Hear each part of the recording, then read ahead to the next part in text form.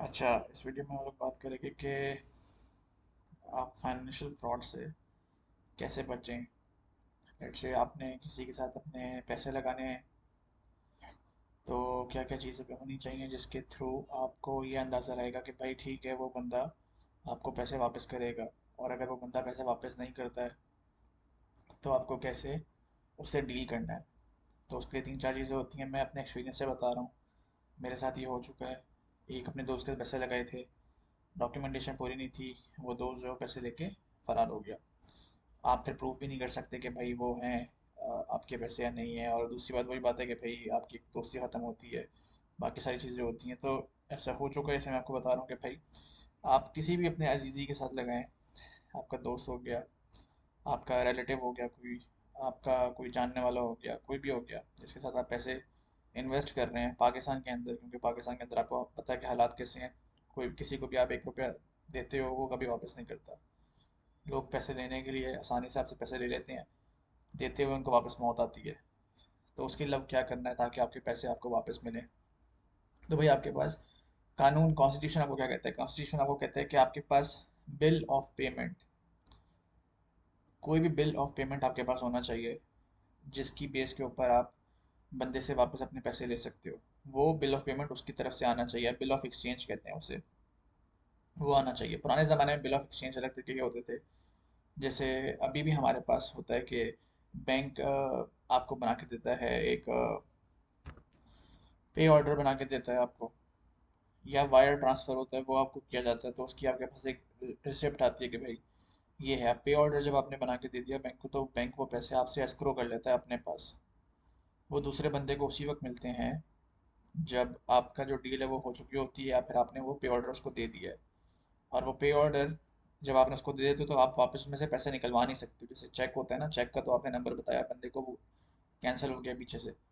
यहाँ पे पे ऑर्डर कैंसिल नहीं हो सकता। एक आपके पास ये ऑप्शन है, मैं इसमें लिख भी लेता हूँ। अच्छा, पे ऑर्डर जो है ना वो उस वक्त नहीं जाता जब आपकी किसी के साथ डील हो रही है और उसको आपने पैसे दे दिए उसी वक्त। उसके अंदर आपकी गारंटी नहीं होती, आपके पास से चीज़ चली जाती है। तो मैं ये वैसे अवॉइड करता हूँ। मैं इसमें बोलूँगा आपने किसी को पैसे दिए हैं, उसके साथ आप पहले तो एक एफिडेविट साइन करोगे।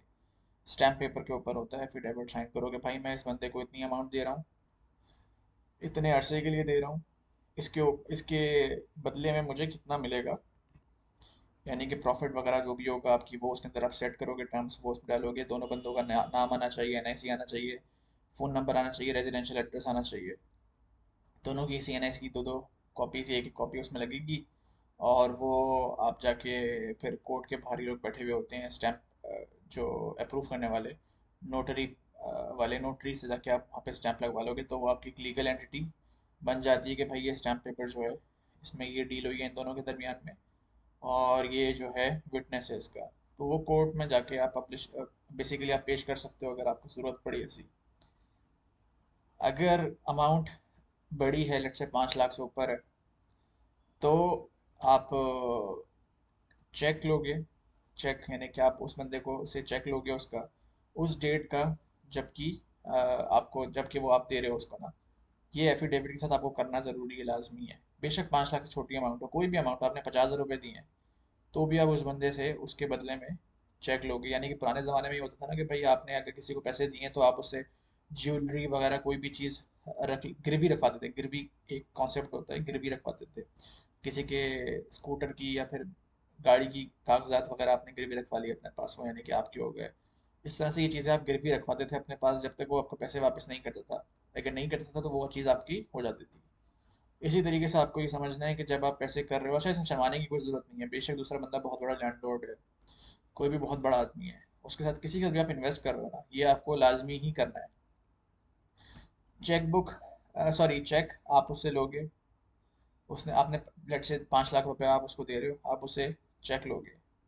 साथ में आप स्टैम्प पेपर के ऊपर साइन करवाओगे। स्टैम्प पेपर 200 रुपये से ऊपर वाली होनी चाहिए, क्योंकि 5 लाख जो है वो अमाउंट 200 से ऊपर वाले में आता है। अगर आपका 50,000 रुपये या लाख के अंदर की अमाउंट है तो आप 100 वाला स्टैम्प पेपर भी ले सकते हो।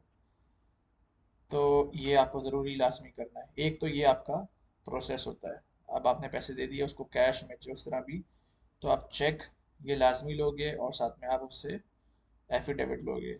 एक और चीज़ आप ये भी कर सकते हो कि आप उसे बोलो कि आपको पे ऑर्डर दे दे उसका, मगर पे ऑर्डर लंबी डेट्स का नहीं होता, यानी कि 6 महीने तक अगर अमाउंट रखवा रहे हो तो पे ऑर्डर नहीं मिलेगा आपको उसका, तो वो हो नहीं सकेगा। इस सूरत में आप सिर्फ उसे यही बोलोगे कि आपको बेसिकली चेक दे। और लेट्स से आज 1 जनवरी है, तो आपको आपने अमाउंट उसके लिए रखवाई है 6 महीने के लिए, और वो है 30 जून तक।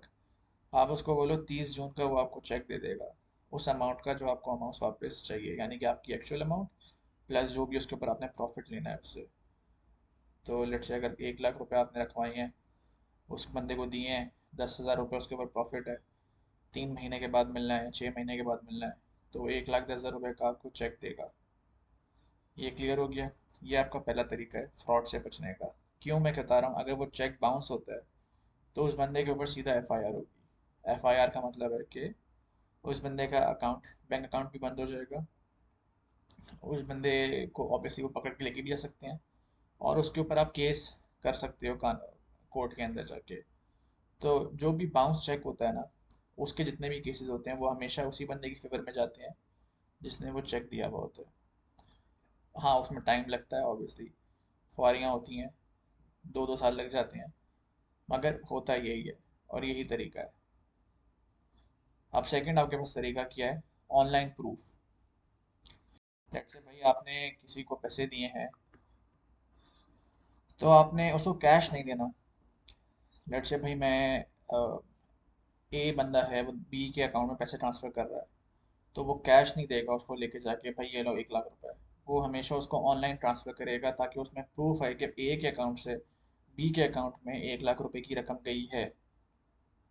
और बदले में वो सीएनआईसी लेगा, यानी कि पहले वो सीएनआईसी लेगा बंदे का, उसके बाद वो उसको पैसे ट्रांसफ़र करेगा, और उससे फिर वो ट्रांजैक्शन रिसिप्ट जो है उसको शेयर करेगा। अब ये हो गया कि भाई इससे आपको एक प्रूफ आ गया कि इस बंदे के अकाउंट से इस बंदे के अकाउंट में पैसे गए थे 1 लाख रुपए, और वो वापस नहीं कर रहा। तो अगेन ये भी बिल ऑफ एक्सचेंज के अंदर आ जाता है, ऑनलाइन प्रूफ है आपके पास। अच्छा, इसके ऊपर दो चीज़ें कर सकते हो। अगर 15 दिन 20 दिन के अंदर की कहानी है, तो अपने बैंक को आप कॉल करो, उससे बोलो कि ये जो पैसे गए हैं, अगर आपकी डील नहीं बन रही है, जो भी आपको पैसे वापस चाहिए, आप उसे बोल दो कि भाई ये पैसे जो हैं गलती से ट्रांसफ़र हो गए थे, मुझे वापस चाहिए। तो बैंक जो है वो दूसरे बंदे का अकाउंट फ्रीज कर देगा, और उसके बैंक को भी इतला कर देगा, और उसका बैंक फिर ये कि उससे बोलेगा कि यार या तो आप पैसे वापस करो, या उस बंदे से डायरेक्टली डील करो और उसको बोलो कि ये मसला सॉल्व करे। तो वो फिर आपके साथ कांटेक्ट करेगा, अगर वो कांटेक्ट नहीं कर रहा ऑब्वियसली। ये आपका दूसरा तरीका है ऑनलाइन प्रूफ का। तो यानी कि आप अपनी ऐप के थ्रू करो, मोबाइल बैंकिंग के थ्रू करो, वेबसाइट के थ्रू करो, मगर आप बैंकिंग ऐप के थ्रू ही करोगे पैसे ट्रांसफ़र। इसे आईबीएफटी कहते हैं, इंटर बैंक फंड्स ट्रांसफ़र।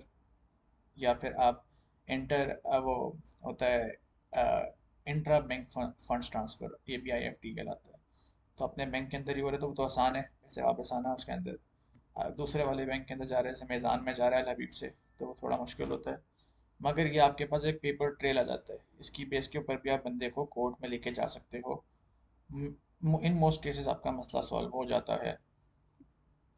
फिर आपके पास आता है तीसरा। लेट्स से आपने ये दोनों ऑप्शंस आप नहीं कर रहे हो, आप पुराने ज़माने के बंदे हो जिसमें ये पंचायतें बढ़ती थी, विटनेसेस होते थे, तो आपने दो बंदों को एटलीस्ट अपने साथ लेके जाना है जब भी आप डील कर रहे हो। उसके अंदर आपने उन दोनों बंदों के सामने बात करनी है। आपने उन दोनों बंदों के सामने बात करनी है कि भाई ये पैसे मैं इसको इस मद में दे रहा हूँ, जैसे लेट्स से कि इसका बेकरी का बिजनेस है, मैं चीनी लेने के लिए इसको 2 लाख रुपए दे रहा हूँ, और वो 2 लाख रुपए जो हैं वो ये मुझे वापस 2 महीने के बाद करेगा, और उसके ऊपर ये मुझे 20,000 रुपये और देगा। तो ये आपने उन दो विटनेसेस को बताना है। वो स्टैम्प पेपर जो आप पहले में आपने पहले वाले में बताया मैंने कि एफिडेविट होगा, उसी तरह आपका स्टैम्प पेपर होगा। वो स्टैम्प पेपर जो है वो आप उन दोनों बंदों के साइन भी होंगे उसके ऊपर, वो आपकी तरफ से गवाह होंगे दोनों बंदे, उनका सीएनआईसी भी अटैच होगा उसके साथ, उनका फ़ोन नंबर भी होगा, उनका थंब उसके अंदर आएगा एफिडेविट के अंदर। ये गवाह जो हैं आपके साथ रहेंगे जब तक आपके साथ बेसिकली रहेंगे नहीं, मगर ये गवाह आपके होंगे, और ये कांटेक्ट में आपके रहेंगे। अगर कोर्ट प्रोसीडिंग्स वगैरह होती हैं तो आप इनको गवाह के तौर पे वहाँ पे ऐड भी कर सकते हो। इसमें एक और चीज़ हम लोग करते हैं। अब इसमें जो आपको फोर्थ चीज़ ये करनी है कि ये तो आपका तीसरे का मामला है। अब कभी भी आप किसी को पैसे दे रहे हो जो कि लाख रुपए से ऊपर की रकम है, तो उसमें आपने चार चीज़ें लाजमी लेनी है। बेसिकली पांच चीज़ें। एक तो आप उस बंदे के साथ डील करोगे तो आपने उस बंदे को जाके बोलना है कि वीडियो में प्रूफ दे, यानी कि वो जो अमाउंट होगी वो आपसे लेगा, और अमाउंट आप बैंक के थ्रू ट्रांसफ़र करोगे या चेक दोगे, वो चेक हाथ में लेके बोलेगा कि भाई इतनी रकम मैंने इस महीने के लिए या फिर इन 2 महीने के लिए ली है, और इसके ऊपर मैं इतना पैसा इसको वापस करूँगा। वो चेक वहाँ पे हाथ में रख के आपको वो वीडियो प्रूफ देगा। उसके बाद आप उसको चेक दे दोगे, उसकी CNIC कॉपी आप ले लोगे। विटनेस आपके साथ होने चाहिए ताकि वो विटनेस भी जो है वो गवाह रहे हैं आपके इस चीज़ के बारे में, और स्टैम्प पेपर के ऊपर आपने ये लिखवा लेना है सब कुछ जो डॉक्यूमेंट आपकी होगी, ताकि आप अगर कोई भी ऐसी सूरत हाल होती है जहाँ पे ये मसला आपके अगेंस्ट बनता है, आप वो साबित कर सको, और ये कि वो बंदा फिर आपको या तो पैसे वापस करे, या जिस तरीके से भी आपका इशू रिजॉल्व होगा उस तरीके से आपका इशू रिजॉल्व हो। आप एक और चीज़ आप इसमें ऐड कर सकते हो, लॉयर को। होता ये है कि कुछ जगहों पे लेट्स से आपके पास जैसे अमाउंट बड़ी है, 5 लाख की है या उससे बड़ी है, तो आप एक लॉयर के ऑफिस में जाके ये पूरा ड्राफ्ट बनवा सकते हो उससे। लॉयर को आपका कोई भी होगा, वो या तो कराची बार काउंसिल का होगा, Lahore bar council, Islamabad bar council, कोई भी वो बार काउंसिल से अटैच्ड होता है। तो उसका आपके पास एक तो नंबर वगैरह होगा। वो लॉयर आपका जो है वो मिडिल में रहेगा, वो आपका विटनेस नहीं होगा लॉयर, बट ये कि वो डॉक्यूमेंट करेगा ये सारी चीज़ें। उसके अपने ऑफिस के जो लेटर हेड है उसके ऊपर ये पूरा ड्राफ्ट होगा। तो ये एक सॉलिड चीज़ होती है, क्योंकि अब वो लीगल एंटिटी आ गई है, इन्वॉल्व हो गई है। तो कोर्ट के अंदर इस चीज़ को साबित करना कि आपने उसको पैसे दिए हैं दूसरे बंदे को, ये काफ़ी आसान है, क्योंकि जो लीगल एंटिटी है वो ऑलरेडी रजिस्टर्ड है और कोर्ट के साथ अटैच्ड है। तो ये आपको लाजमी करना है अगर किसी को भी आप कोई भी पैसे दे रहे हैं, ताकि दूसरा बंदा आपके साथ फ्रॉड नहीं कर सके। आजकल काफ़ी फ्रॉड हो रहे हैं। आप अपने किसी भी नज़दीकी बंदे के ऊपर, दोस्त हो गया, रिश्तेदार हो गया, उसके ऊपर भी यकीन नहीं कर सकते। आपको नहीं पता कि आपने उसको जैसे ही लाख रुपए दिया अगले दिन उसका रवैया बिल्कुल ही चेंज हो जाएगा। तो पैसे कभी भी दूसरे बंदे को मत देना जब तक आप ये सारी चीज़ें अपने पास लिखवा नहीं लो, करवा नहीं लो। क्योंकि ये सारी चीज़ें करवाओगे ना, तभी आपको पैसे वापस मिलेंगे, वरना कोई आपकी गारंटी नहीं है कि दूसरा बंदा आपको पैसे वापस करेगा या नहीं करेगा।